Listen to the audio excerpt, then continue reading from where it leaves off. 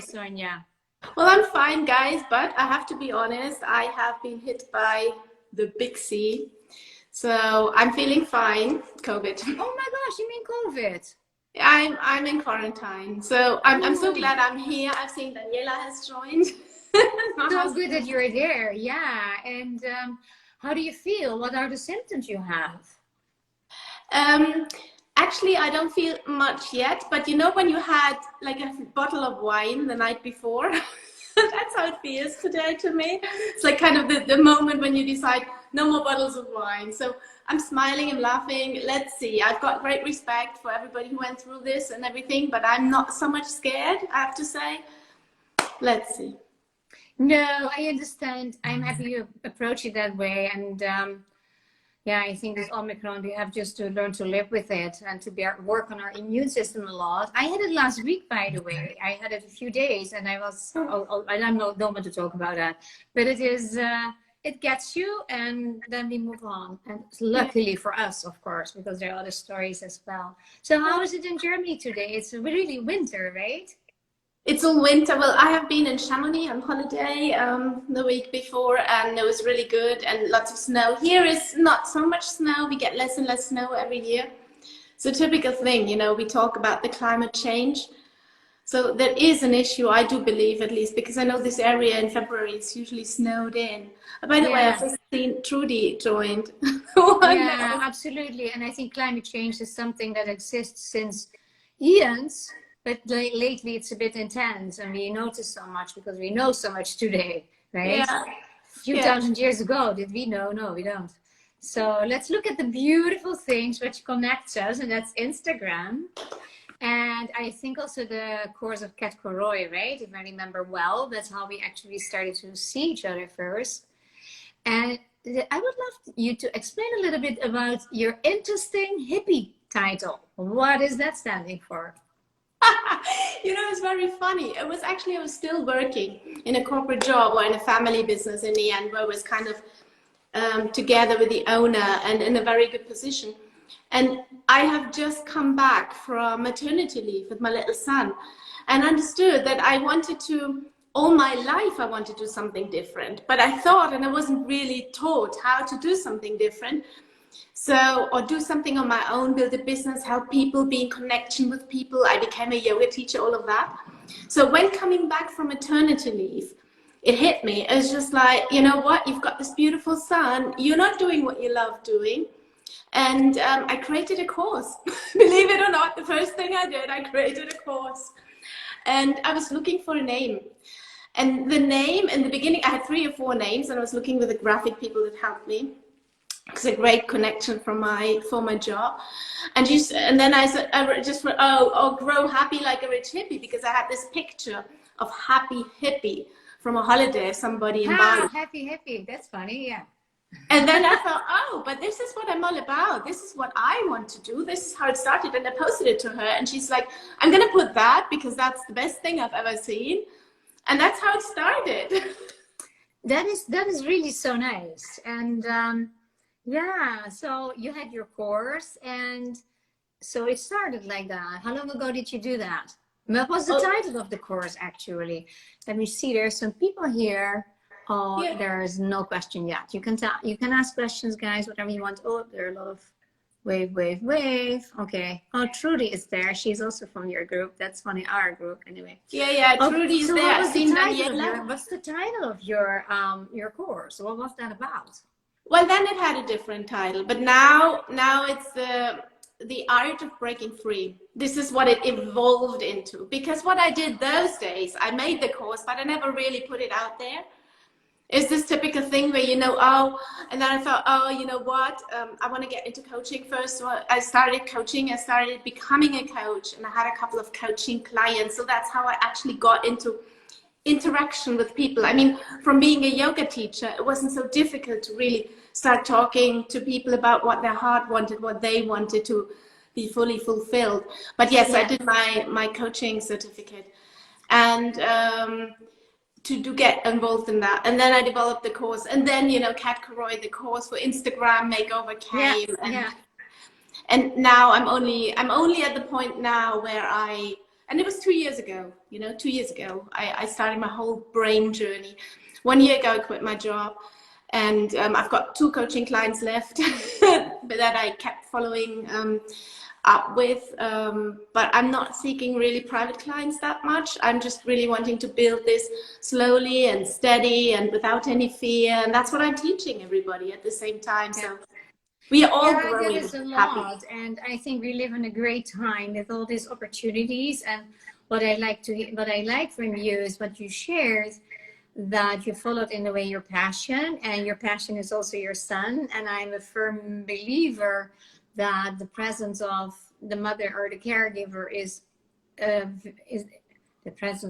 very important, so important. We know that from the books, and we think differently too, but it is like, it really has an impact. And I work often with my holistic psychology practice. I work often with the results when the mother was absent or not wanting the child, or the kid was not feeling welcomed, or there are so many reasons. So I work with these side effects from the absence of love, or not enough love, or whatever problems. So it's wonderful today that so many women can build their own business now, home-based more. And it's also like it brings your passion in, and you help other people, and you make the world a little bit nicer, and you make also money with it. So how great is that? Yeah, and that's one of the reasons that we like what we do, right? Yeah, I that's it too. And courses are really nice, and today is very helpful because of the situation of the pandemic. How do you do with that? Now you're in quarantine, right? So you're limited. And is Germany very strict with the situation? Yes, I would say we're one of the most conservative countries in Europe. Like the Netherlands, probably. Like the sorry, was really echoing. Like the Netherlands, probably. Yeah, possibly. Yeah, possibly. I don't really know what's going on in the Netherlands, but yeah. Oh, you don't want to know. There's a lot of negativity. Let's not go there. Yeah. It is what it is. And whatever it is, we make the best out of it. And there are always good things to find. And we do. Yeah. So you wanted to, you would like to speak a little bit more about your life purpose. Do you have any suggestion for people? What would you like to share about that? The thing with me to you. Yeah, that's the thing with the purpose. Is like the core of everything, right? I've once had a poll on the internet. Well, once I tried repeating this, and it came out with the same thing.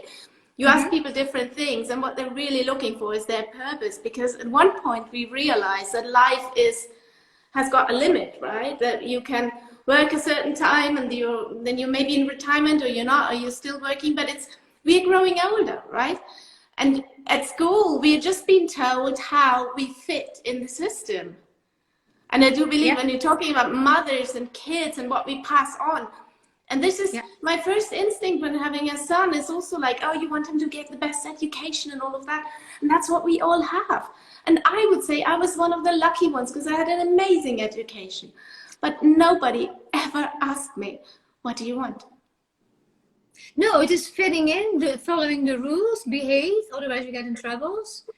And I don't think that the German system is very far differently than the American system. And like we spoke once about the Waldorf school, I think, but you were not familiar with that idea, right? That's a bit more holistic in a way too. And that brings in, there are other limitations probably. There's always something if you want to, but indeed, connecting to your core. And it's like, I would look at that like being a trainer in nonviolent communication. I see them very much as the older systems that probably slowly will disappear when people get rid of their fear. But it is also, if you want, you speak about a great education. I would like to hear more about that, what great means in this case. But I find it often pretty disrespectful. What happens there? Like simple things offered to kids, and like in America, like in Florida, let me be very near home here. I live in Miami. That recess is taken away after second or third grade. And I think psychology, all the science that I read about during my studies, right?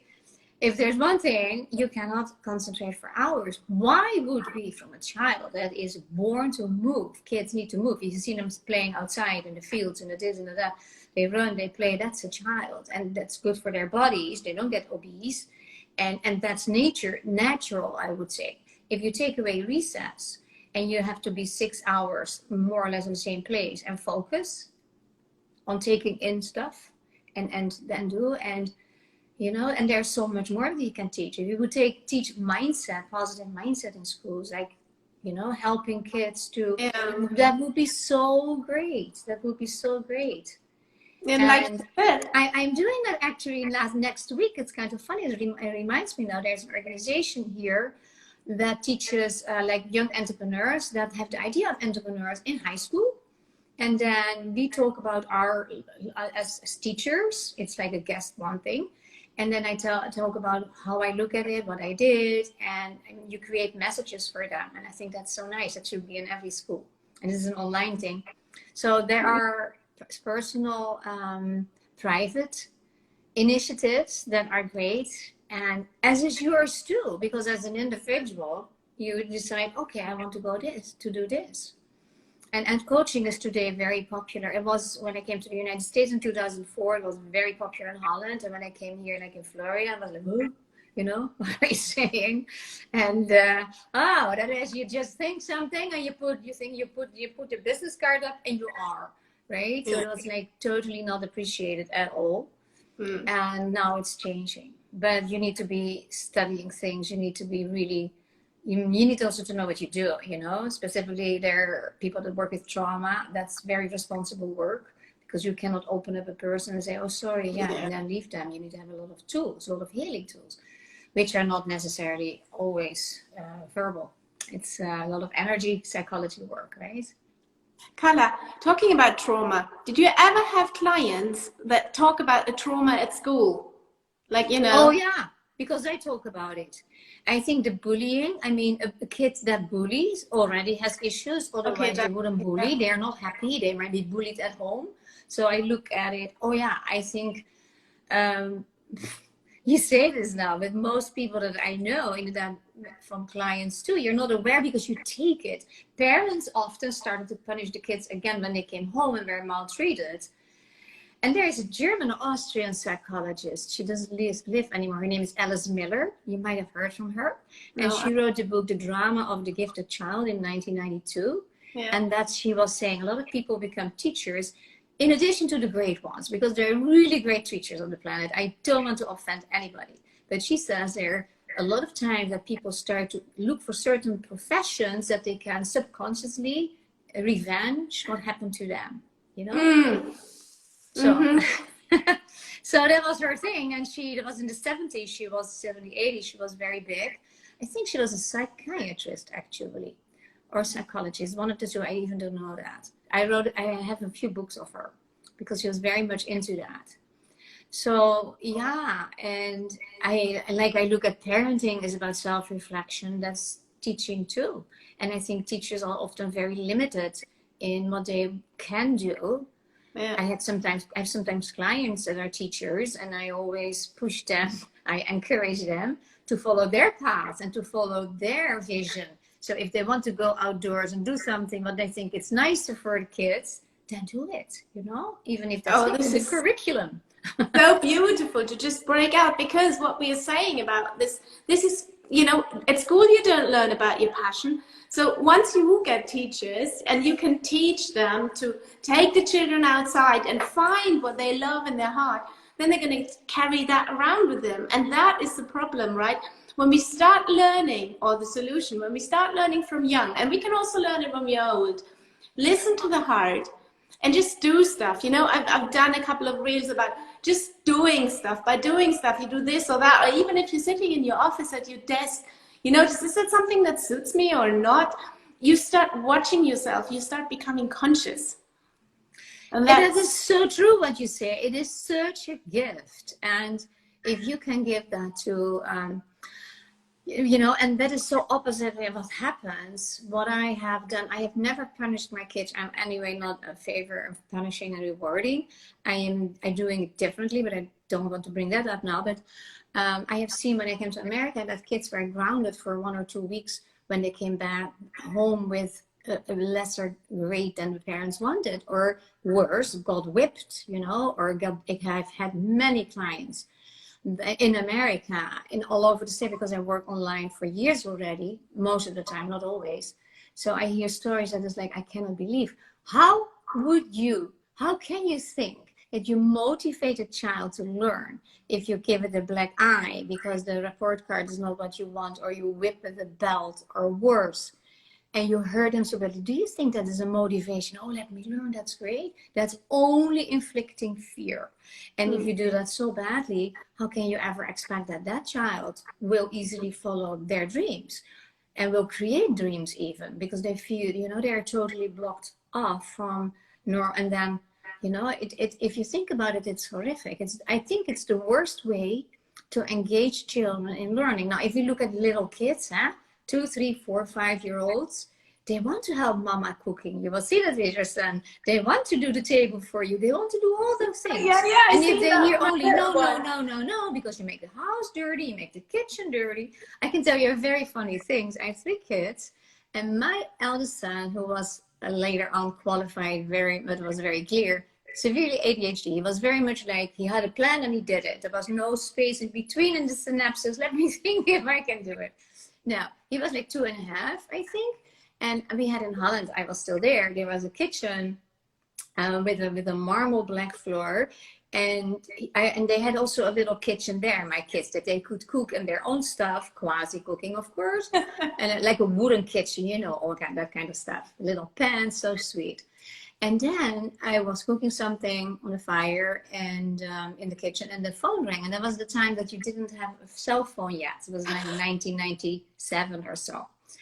And I went to the phone, and that's a cord phone. So I talked to a friend and I said, you know, I hear water running in the kitchen. And it was impossible that he could reach the faucet, because that was really not possible. You know what he did?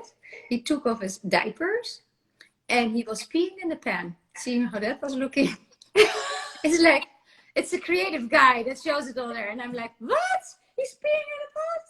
So my friend said, I'm never going to have dinner on your own anymore. So we were dying. It was like, should I get angry then? I would tell him, no, that's what we don't do. You know, that's what we never happened again. But you know, it's like it's crazy. So, and then one of my neighbors said, well, I would not give my children that freedom. So, well, I didn't give that freedom. It just happened. He took a pot himself, and the serious one was like, okay, I have nothing to put in. Let me pee in it. It's kind of crazy. Yeah. It's great. And I like this, you know, when you talk about your story and your children. I think every one of us, I mean, we have children, but even when you don't have children, you look back at your school days, you look back, how were you formed? I would just invite everybody who's watching now, just really go back into yourself, because we always love to watch, right? We love to watch your story, which is adorable, yeah? And then yet, there is a truth inside. Everybody's got their own stories about school, about their childhood, who they wanted to be, what they wanted to be. And I think this must be very trauma related, right? This work also really going into yourself and seeing what happened in those days to me. But breaking open even that possibility that you can do it is like, oh, now it's suddenly me who's gonna ask himself what's happening, yeah? That is so good how you say that. So as you said a few minutes ago, I had a great education. Can you explain a little bit more what that meant for you? How was that? What was it about? That's exactly, Laura. Thank you for the question. It indeed means that, yeah. All my life, I wasn't even thinking about going into what does that mean, the great education.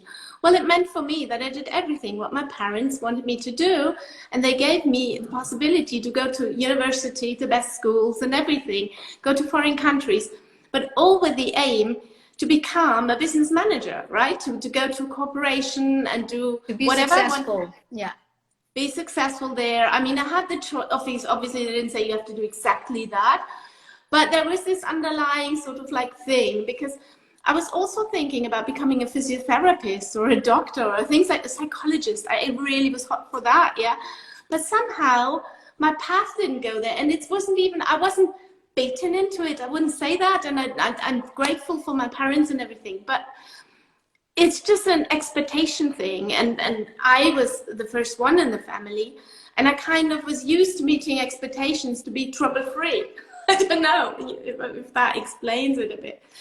And I had, of course, lots of hobbies. You know, I went to ballet, I did piano, I did Yeah. Me too. swimming. My kids too. Yeah. I did a lot of that stuff. But really, I never, throughout the whole time, I never really asked myself what was fun to myself. I loved going to acting classes, but I gave that up at one point. It was difficult for me to connect to myself. Yeah. So what does it mean having a great education? It just meant I could do in the current system what society teaches. I could do everything to become successful there and make good money. Great. But nobody asked where is Sonja? No, exactly. I really like that. We need to establish a school together. No, but I so agree with that, because that is also all fear-based. Most of our parents, I think our lives are maybe easier than our parents' lives. I mean, we have all those technology. We can say, okay, it's too much, whatever, but still we have vacuum cleaners, dishwashers, washing machines. Imagine in Holland when my father was a kid, Monday was the day to wash, Tuesday was the day to, and it was all on the pot in the kitchen, another one, a big one, huh? You cooked there the laundry, and then Tuesday you ironed it, and Wednesday you did whatever, and it's like totally different life. So that also makes it possible for us that we can adapt to that new situation, and that we can really follow that. And so we inherit also the system, because maybe your parents, my parents, they were in a way progressive in certain ways, but they were very much also deciding for me what I would do, really. And so my father, he didn't want me to study psychology. He says, you're too sensitive for that. And when I was 10, I said that I wanted to become an opera singer, and I think he was laughing for 2 days. So that didn't work well either. I never dared to sing anymore ever. And Do you sing? Do you sing sometimes? No, since then, yeah, I sing in the bathroom like everybody, but not really. But I played the flute. I played like that. I wanted to. So I still remember that my father said in the backyard, "What instrument would you like to choose?" Because I was 10. And I said trumpet, because I heard something, and it was in school. There was a guy in the woods playing trumpet, and I was like, wow, that's nice. I want that. So my father said, no, that's not a feminine instrument, and you will get a strange mouth. He had all kind of ideas. So he taught me flute, and I seem to have a talent for it. So instead of studying psychology, which you cannot do in Holland if you are, it's a bit complicated financial system, so let me not go there. I couldn't decide it for myself.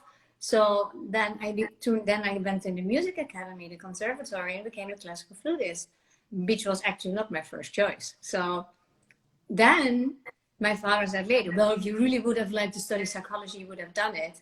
That's so easy to say if you don't have the monies, and you cannot make the monies to pay it, right? And then I started to study when I was 27, but I had a great career, but I'm bored. I rather read books and I'm with people than playing a perfect Mozart flute quartet, that's great. But after 3-4 times, I was done with it. So it was not for me. And other people say, oh, you make from your hobby, your profession, that is great. Well, if your passion is not, and I love music, if your passion is not really that you feel this is, I saw my future as a black hole. Yeah. And I always my say life. the same thing. I had a great life in my 20s. I really did so many things. I went to many countries. I played concerts in many countries. Really, if you look at it, like, wow. I was almost ashamed to say that. But it was like, the future was a black hole. I didn't want to end like this. Now I don't have a black hole. I even love my work so much that I will work at least partially until I die, hopefully. Sorry. And that is typically stepping out. But what you bring up there is so important, because what I noticed, and you probably too, that many people need to get the confidence from somewhere And that is indeed the alignment with yourself, your core. Regardless, why wouldn't I make it? Why wouldn't I not get there? There's always that critical voice that we also have inherited, and we got it in our upbringing. Teachers, parents, anybody. You have one time that you're very, like me with the opera singer, right? I never wanted to sing bah anymore because my father was laughing for 2 days. So I was really done with that. And childhood trauma, right? no, yeah, I would. That is a trauma you can deal with, I think. But I actually give that as an example, and I think we all go through little and small traumas as kids. It's impossible to not, because that's the world, and it can make you strong too if you don't stick into the victim situation, right? But and this is what I heard many times. I don't know if you know Louise Hay. Do you know her? I've heard of her. Yeah, but and she had that too, that she wanted to become a dancer. I think that is one woman that changed the world in her way. She has given so much. And she wanted to be a dancer. She was not allowed, and people laughed about her. And she started to take dancing lessons again when she was 65 or 75. I was like, whoa. So you see what an impact that has if they say, you cannot sing, you cannot dance. No, that's not for you. And I'm not saying, you can, I don't like either to have all the comments on your kid, you can do that, you're great, you're great, you're great. You don't get confident from that either, because you wait all the time for the confirmation that you can do it. You need to feel it as kid also in yourself. So kids, how should parents do it, Carla? How should parents do it to give the confidence to their kids? To not comment on everything they do first. And secondly, only celebrate. For instance, if a child makes a drawing and they want you to like it, that means they're asking for approval. No, you make the drawing because you like to make the drawing. So I would say, hey, I'm so happy that you are drawing, that you like to do that, or wow, that is amazing. I can say that too. It's amazing that you just go to do this and you created all this. You see how much you can create. But not to give it a judgment or a value judgment, because that takes right away. You want, and that's of course the grading system, the judgment of others. You know yourself from kids as adults that they recall how they were hold back in whatever they liked. I actually, if you ask me now, I wanted the trumpet, but if I would have really chosen, I would have chosen violin. But if you played violin, you are kind of not. And I've been bullied a lot as a kid. I had a severely handicapped sister a year older, which she was autistic, so I didn't speak. So I was with her too much, I think. So I was socially a bit, not whatever, too mainstream. So I was not having the courage to say I'm playing violin because I didn't want to be laughed at. So I think many of us have these little ideas. And if you have in a school class, if you grade everything, you get a smiley because other person say you did a great job, you were behaving so well. I believe truly that kids that behave well, that's normal. If they're happy, they behave. It's normal to behave well. But if you judge everything like I can talk about these hours, so I don't want to do that for hours. But if you are constantly saying you're this, you're a that, the winner, the loser, the good and the bad kids. Nobody wants to be a loser. And I don't think anybody is a loser. It is the path you choose if you don't think about certain things, or it's your thing. If you are happy to be poor and living under a bridge and you're happy, who am I to say you're a loser? Maybe that's what you really like, that freedom, And that is the success, coming back to what you said about the great education, that parents have a fear that their kid won't be successful. So they guide it, or they mold it, or they even push them in that profession because the father has it, or they have the family business, right? So there's so many ways of looking at that. And to let your children choose really what they like, that is respecting who they are and giving them that space. Yeah. Moment. Can you tell me what you said in just the 5 seconds or so? Oh, I said, look, if you let your children be who they are and make their free choice what they like, you respect you. That's more respectful for their being and for what they want to do, And I've done that with my kids. I have let them choose freely, and I also gave them the responsibility for doing the schoolwork. Now I have 3 very different kids. I was there to help them. I kept an eye on it, but I showed them the consequences. If you don't do your schoolwork, you hold yourself back. I cannot do anything for you. I can be there to help you. I'm not going to get mad. I'm not going, this motivation you need to create. What do you want in your life? What do you want to do? And my eldest son was, for a while, very into basketball. And he wanted to have a career as basketball. I was thinking that he would be in the, I cannot find the name now. So that's terrible. In the NFL or so, I don't know. Maybe I say it wrong. Yeah. And I was like, I knew inside that he would not be happy with that, because it's great if you know the tactic and all that, because it's I was thinking that intellectually, he would not be satisfied. That's the one that peed in the pot, right? I knew that he would, but I didn't say that so much. It was like, enjoy. He was 14, 15, had a dream. And I just, and sport has not my big interest, to be honest. I'm more into art and music and reading and cultural things, right? But I respected that, and I was nearly every game to watch him, and I supported him in it. But I made also now and then the remark, like, is this really so fulfilling to you that you feel like this is what I want to do in my life? And now he said, Mom, I'm so happy that you let me choose, that we were allowed to make our mistakes, that I could get to my own motivation. And I don't want to talk too much about my kids now, but that they do. They really do. And it's not what I would choose for them, but they're so successful and so happy and so doing so well. So who am I? They enjoy. They're entrepreneurs. They enjoy. And they're doing a great, yeah. And every one of us has experienced this. Sorry? I was just saying, every one of us has experienced this chatter around, is it right, is it not right? And if you haven't had anybody around you telling you that, you keep telling it yourself, even in your 40s and your 50s and your 60s. I mean, talking about Louise Hay and her dancing lessons. So what can we do to stop the chatter in the mind, right? That keeps us trying to tell us, that's where you're going to be happy. No, there, this is good, this is bad. The only thing that I feel is really important is listening to yourself. And I think you said something before that reminded me of that thing of like, being a victim, like trauma, when you are a victim or a victim of your chatter.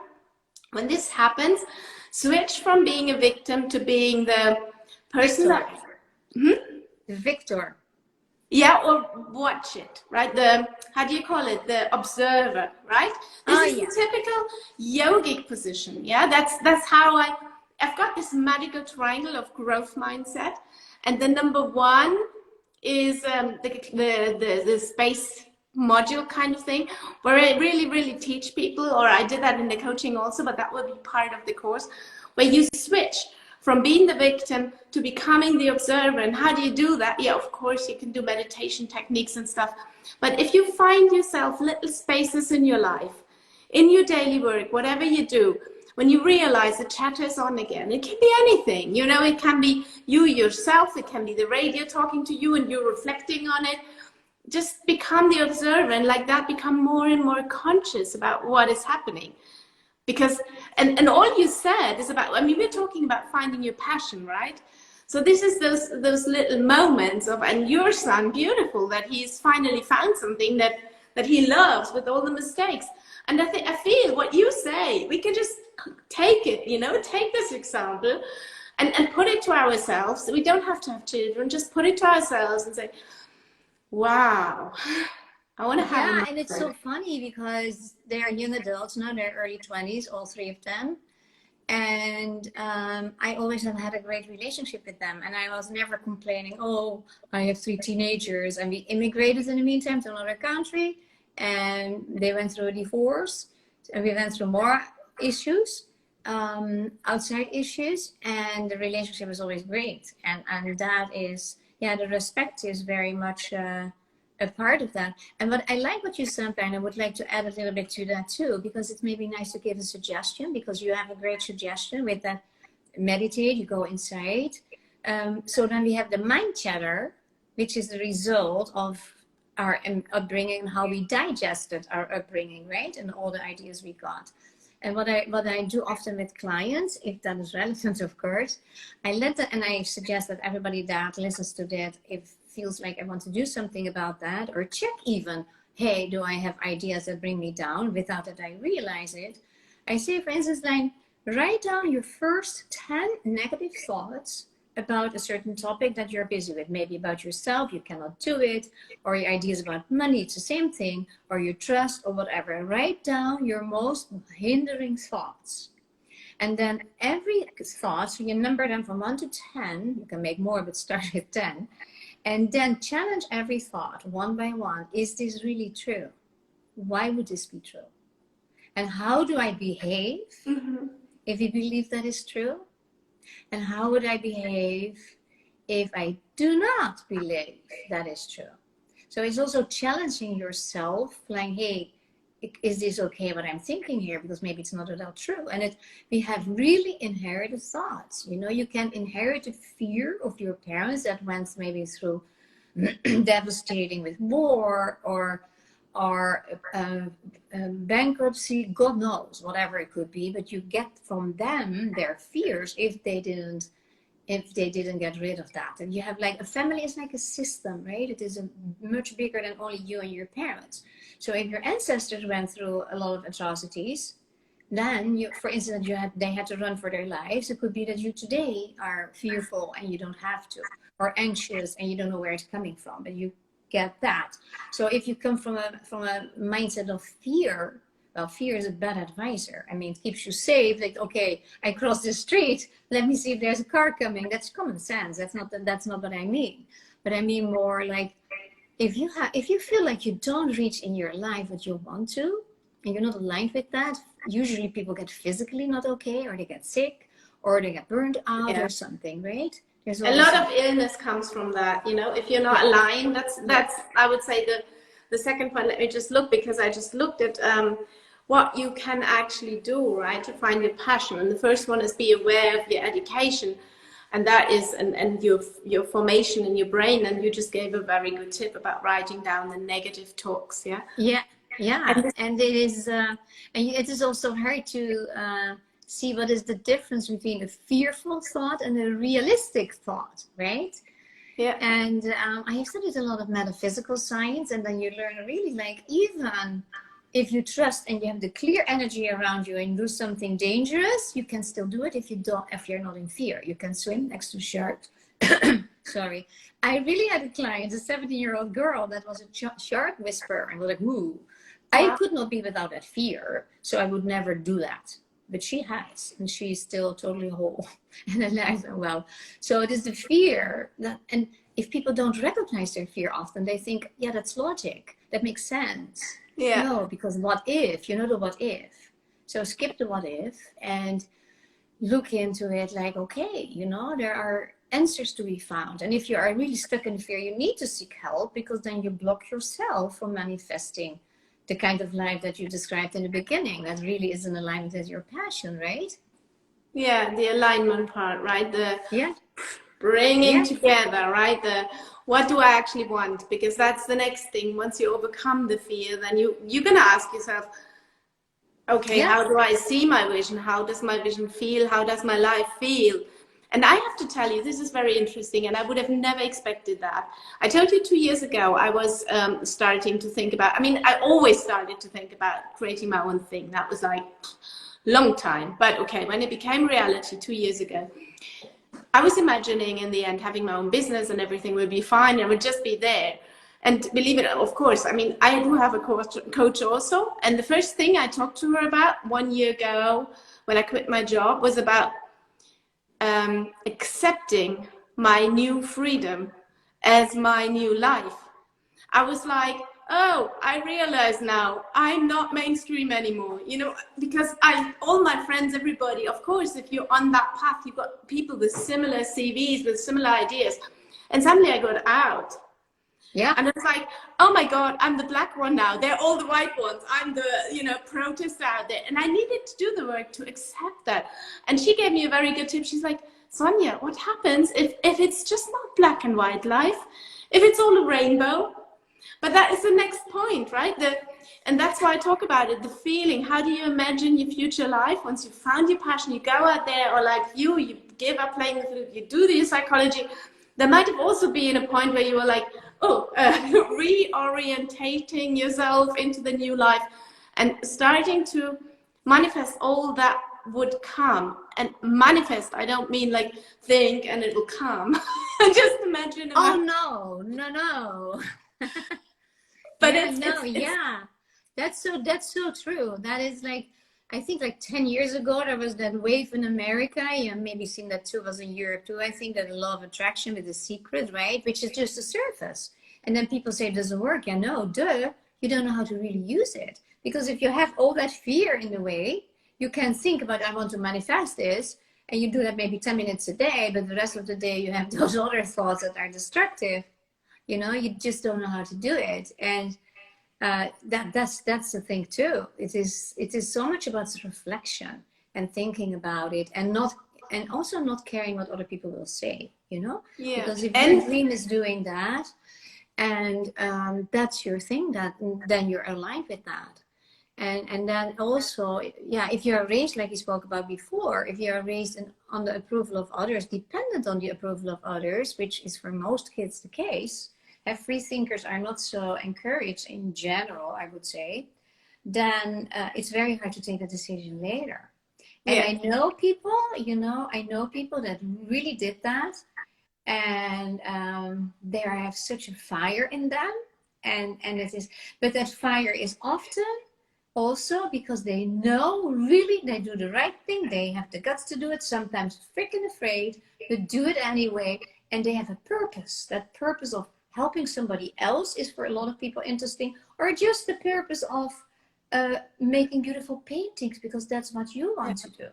I met a guy Friday night, and he said, and I asked him, what are you doing? And he said, I help people heal their heart. So I got curious, and you know what he did? He made paintings. So I said, oh, okay, that's interesting, because they didn't make it to people, but he thought with his art he helps them heal their heart. Well, he believed it, he's happy, so who am I to say no, you don't? Yeah, that's, it's okay, interesting. And maybe, maybe somebody sees something, gets encouraged. I also want to go to paint. That's a way of healing. I mean, art therapy exists, right? There are different ways of looking at things. But I found that interesting, that he was like in his 70s or so. I was like, no, I heal people's heart. Okay. I love it. I love it. And that's how everybody who's shy to go their way, this is the mindset shift that helps you to go out there, to think of your impact in the world. And I don't mean it like, oh, I'm gonna like be, World Health Organization and save everybody, but just everybody has an impact or leaves an imprint, right? Yeah. And it always depends what kind of imprint do you want to leave. And we are so much focused on how do we look, how do you look, how do I look in this video, we're focused on ourselves. So the switch to give you courage to get over the fears, like look at the others, look what you can achieve. And if you once talk to a person, you gave them a tip about a book, it so much from friends, everybody knows it. Or you did something for somebody else, brought them a shopping or whatever, and saw their smile. This has such an amazing impact on you. So now think, if you are actually thinking of changing your career and wanting to get out there, you stop thinking about yourself. I've heard so many people saying, I can't go on video, I can't do this, I can't do that. Yeah, I can't. Yeah, I can't. But just go into the perspective of the other person that perceives it. They're not going to look at you as a bad one. They're going to look at the effect it has on them. Yeah, totally. And really the feeling that you take charge of your own life, regardless of what other people think and say.